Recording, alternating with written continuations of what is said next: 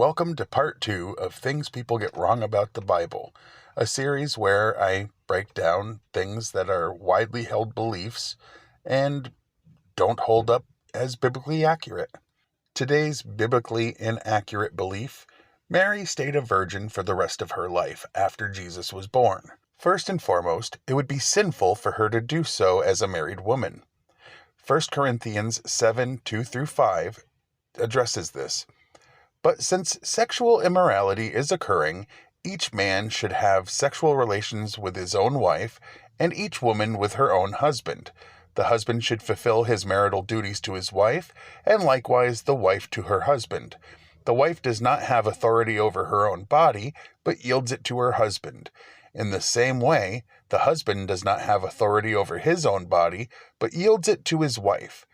Do not deprive each other except perhaps by mutual consent and for a time, so that you may devote yourselves to prayer. Then come together again so that Satan will not tempt you because of your lack of self-control.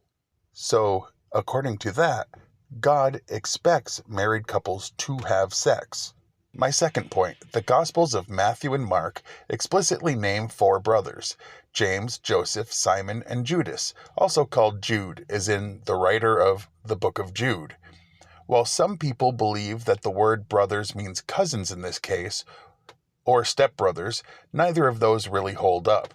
Joseph didn't have any children before he married Mary, so no stepbrothers, and they refer to John as his cousin and not his brother, so it would be weird now to refer to other cousins as his brother. But in Luke 2:7, it does say, "And she brought forth her firstborn son, and wrapped him in swaddling clothes, and laid him in a manger, because there was no room for them at the inn."